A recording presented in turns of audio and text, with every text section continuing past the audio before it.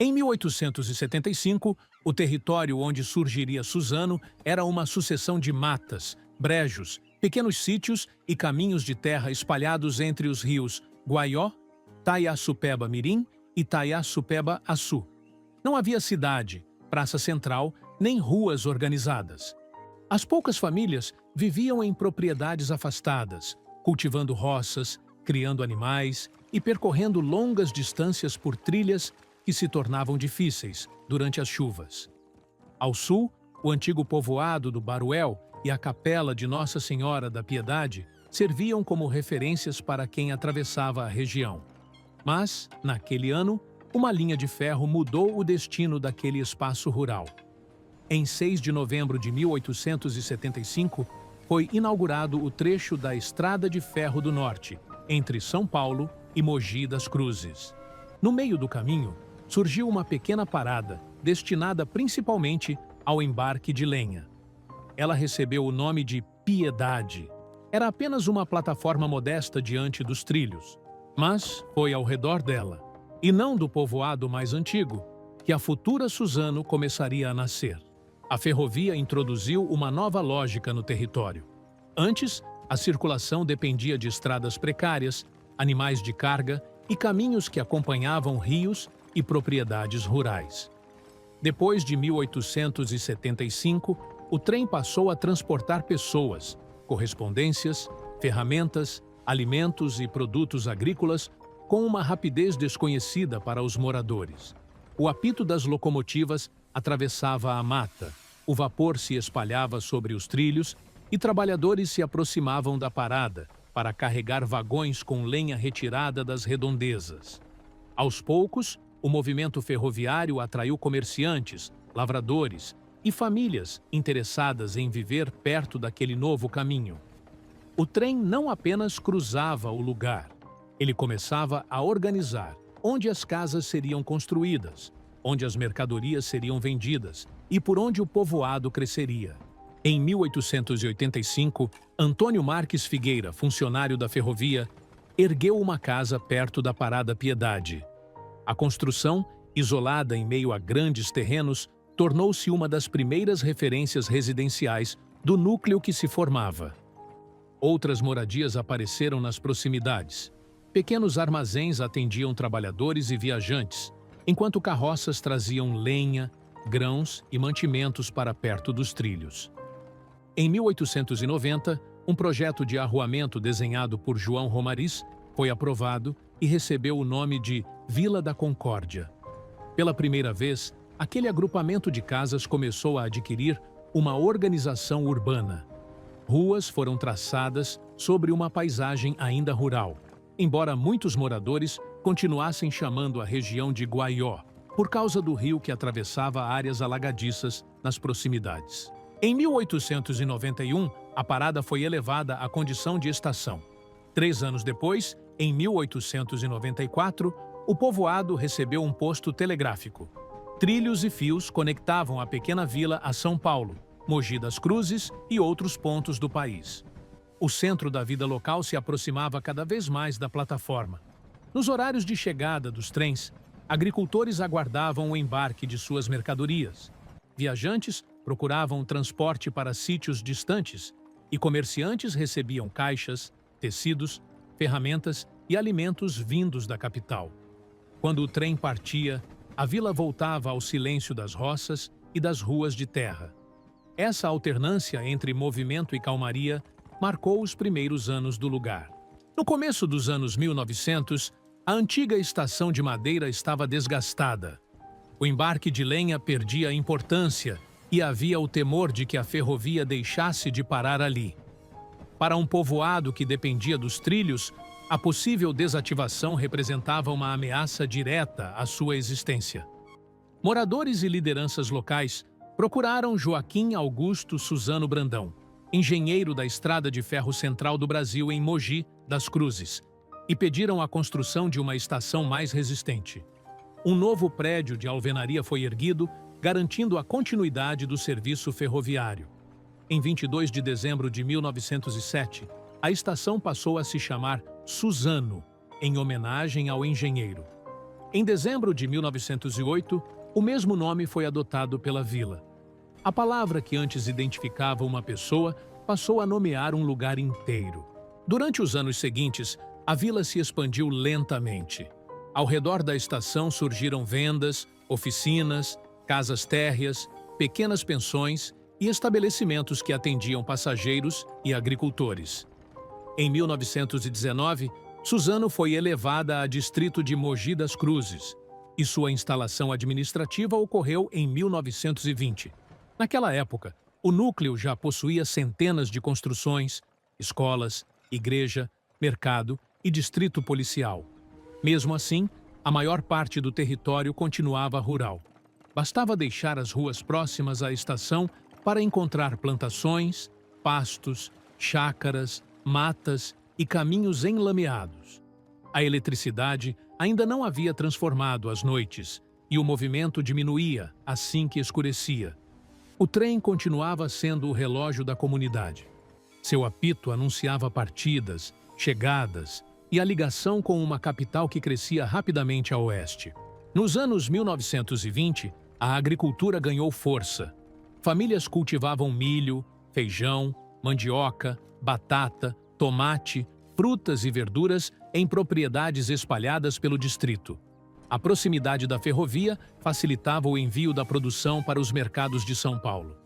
Imigrantes japoneses passaram a ocupar áreas rurais e contribuíram para transformar Suzano em uma importante produtora de hortaliças, flores e frutas. O trabalho começava antes do amanhecer. Cestos eram preparados, carroças seguiam para a estação e caixas de alimentos embarcavam nos trens em direção à metrópole. Em diferentes épocas, o município se destacaria pela produção de morangos, flores e verduras, formando parte do cinturão agrícola que abastecia a Grande São Paulo. A presença japonesa deixou marcas que ultrapassaram as lavouras. Associações comunitárias, escolas, práticas esportivas, festas e tradições culinárias se incorporaram à identidade local. As famílias preservavam costumes trazidos do Japão enquanto construíam uma vida nova em solo paulista. Décadas depois, celebrações como a Festa da Cerejeira e o Bunka Matsuri continuariam lembrando essa história.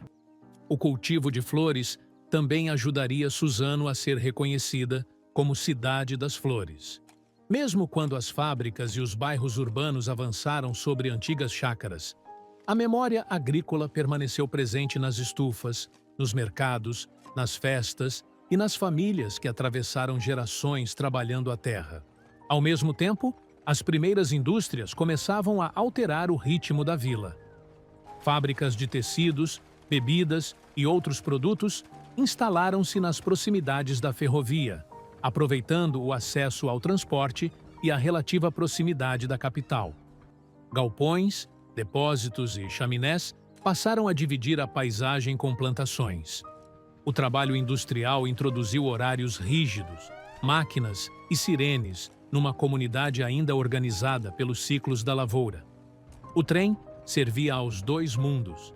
Levava alimentos produzidos nos sítios e trazia matéria-prima para as fábricas.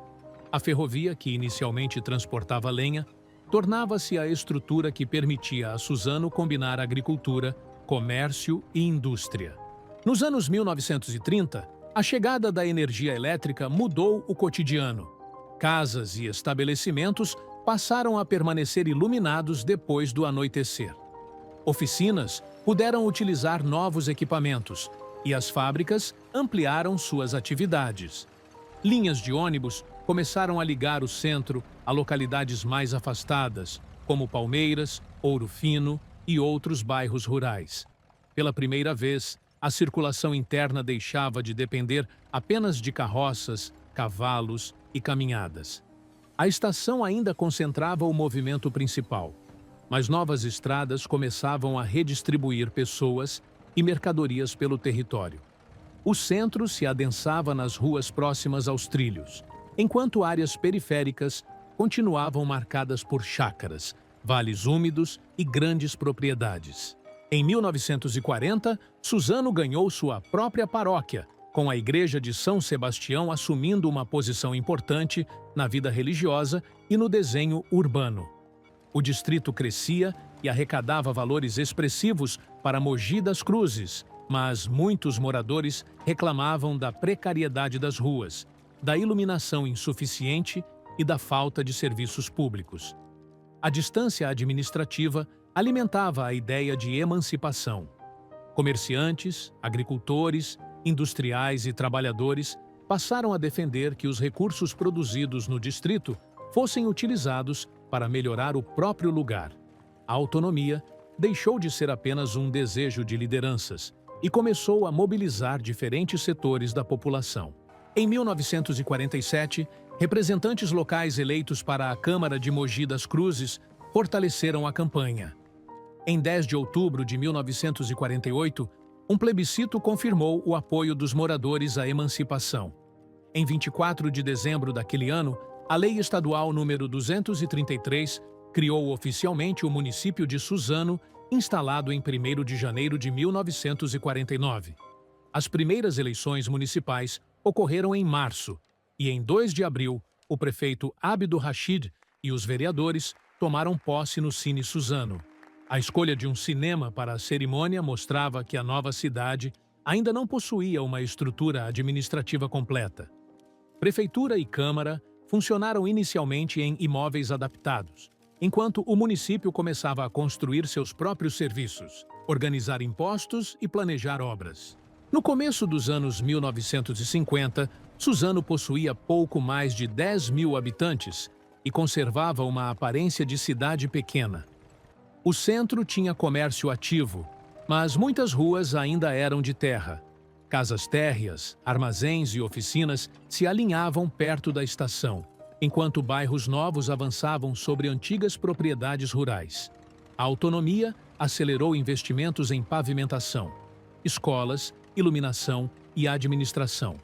Em 1952, foi inaugurado o Paço Municipal. A cidade, entretanto, crescia mais depressa do que sua infraestrutura. Famílias atraídas por oportunidades de trabalho ocupavam loteamentos que nem sempre possuíam água encanada, esgoto, calçadas ou transporte frequente.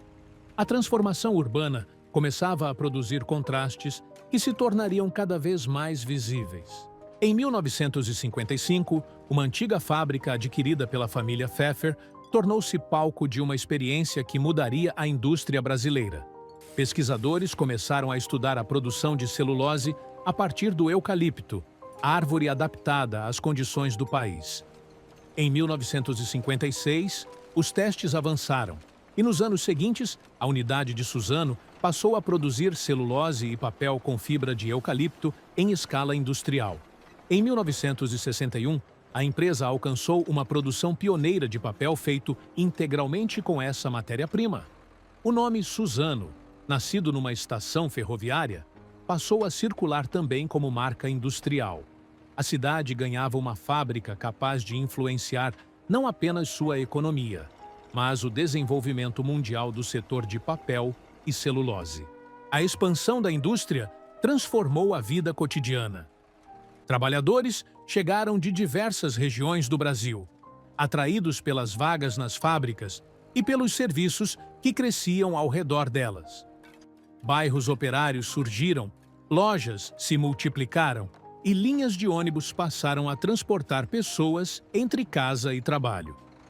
A sirene das fábricas começou a marcar o tempo da cidade, da mesma forma que o apito do trem havia feito no passado. A agricultura não desapareceu, mas deixou de ser a única base econômica. Suzano entrava numa nova fase, definida por galpões, máquinas, depósitos, caminhões e turnos de produção. Em 1962, a instalação da comarca de Suzano reforçou a autonomia municipal. Durante os anos 1960, a cidade foi sendo incorporada à expansão da Grande São Paulo. A capital avançava para o leste, e o crescimento de Poá, Ferraz de Vasconcelos, Itaquaquecetuba e Mogi das Cruzes reduzia as áreas vazias entre os municípios. A ferrovia, antes responsável pelo surgimento de núcleos separados, passou a conectá-los numa faixa urbana contínua.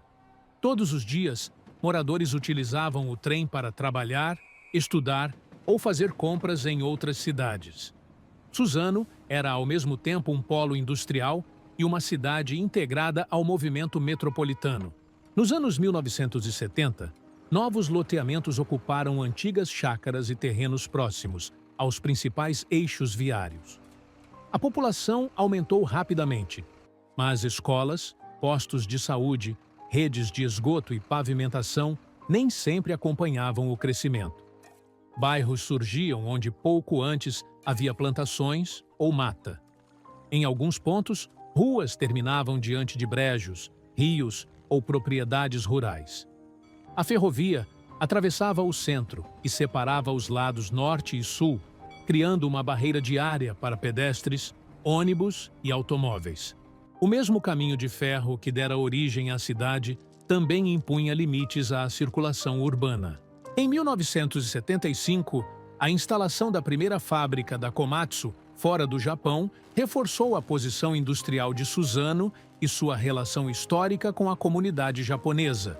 Máquinas e equipamentos produzidos no município passaram a atender diferentes mercados. Outras empresas dos setores químico, mecânico, têxtil e alimentício também encontraram na cidade mão de obra, infraestrutura ferroviária e acesso rodoviário. A economia se diversificava e o município consolidava sua imagem de potência industrial do Alto Tietê. Nos bairros, porém, a vida ainda era marcada por longas viagens, ruas sem pavimentação e a busca por serviços básicos. Durante os anos 1980, a urbanização avançou sobre áreas agrícolas e várzeas. Rios e córregos foram estreitados, canalizados ou cercados por construções. O solo impermeabilizado aumentou os problemas de drenagem e as enchentes revelaram o preço de uma expansão feita sem planejamento suficiente. Ao mesmo tempo, grandes porções do território permaneceram rurais e ambientalmente protegidas. Ao sul, estradas estreitas continuavam atravessando sítios, estufas, matas e áreas de mananciais. Em poucos quilômetros, era possível sair de avenidas movimentadas e reencontrar uma paisagem de chácaras e plantações. Essa proximidade entre indústria, cidade densa e zona rural tornou-se uma das características mais marcantes de Suzano. A água sempre determinou os limites do município. Os rios Guaió e Taiaçupeba participaram da formação da paisagem muito antes dos trilhos, e os mananciais ganharam importância cada vez maior para o abastecimento metropolitano. Áreas de proteção ambiental restringiram construções e ajudaram a conservar vegetação, nascentes e reservatórios. Suzano passou a enfrentar um desafio permanente: acomodar uma população crescente, gerar empregos e ampliar bairros sem comprometer espaços naturais essenciais para milhões de pessoas. O crescimento urbano não podia seguir livremente em todas as direções, e essa limitação ajudou a concentrar a ocupação em determinadas áreas. Nos anos 1990, a cidade já estava integrada à mancha urbana da região metropolitana de São Paulo. Trens lotados transportavam trabalhadores e estudantes nos horários de pico. O centro havia se transformado num polo de comércio popular e serviços, reunindo lojas, bancos, terminais e circulação intensa. Em 1992, a grafia tradicional do nome Suzano, com a letra Z, foi restabelecida oficialmente depois de um período em que documentos estaduais registraram a forma Suzano. Para os moradores, porém, o nome ligado à antiga estação nunca havia deixado de existir.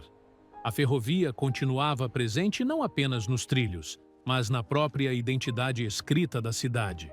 Nos anos 2000, comércio, educação, saúde e prestação de serviços ganharam espaço ao lado das grandes indústrias.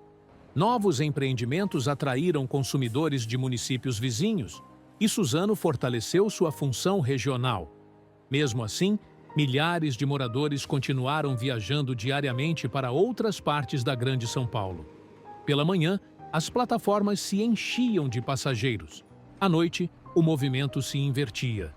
A antiga parada de lenha havia se transformado num dos pontos mais movimentados da rede ferroviária do Alto Tietê. O trem continuava exercendo a função que dera origem à cidade, mas agora transportava multidões. Em 2016, a inauguração de uma nova estação modernizou o espaço ferroviário no centro.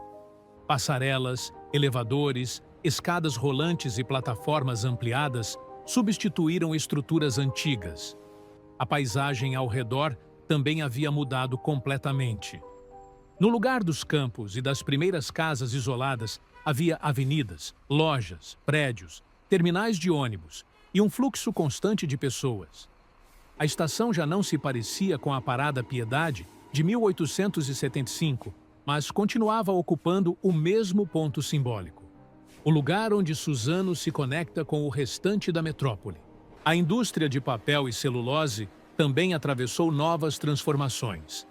A empresa que levava o nome da cidade cresceu, incorporou outras operações e tornou-se uma das maiores companhias do setor no mundo.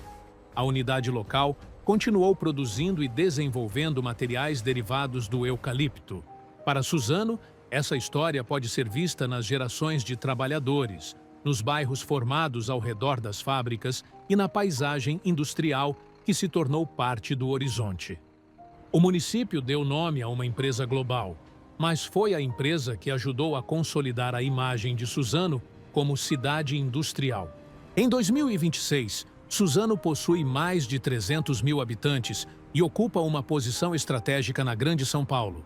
O município reúne indústrias de grande porte, comércio regional, serviços, universidades, bairros densamente povoados, propriedades agrícolas e extensas áreas de proteção ambiental.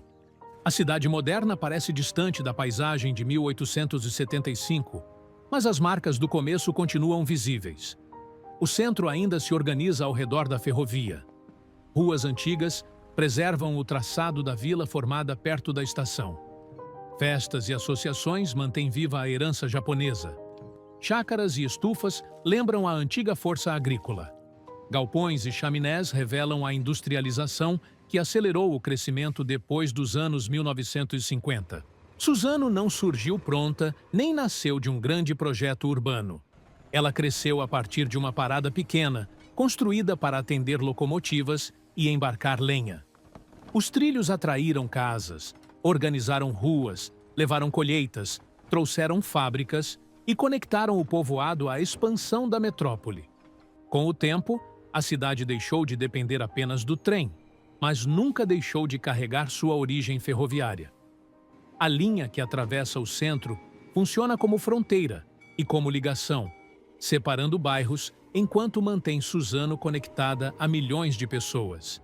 Em cada composição que chega à estação, permanece um eco de 1875, quando uma locomotiva parou diante de uma paisagem rural e iniciou, quase sem perceber, a história de uma das maiores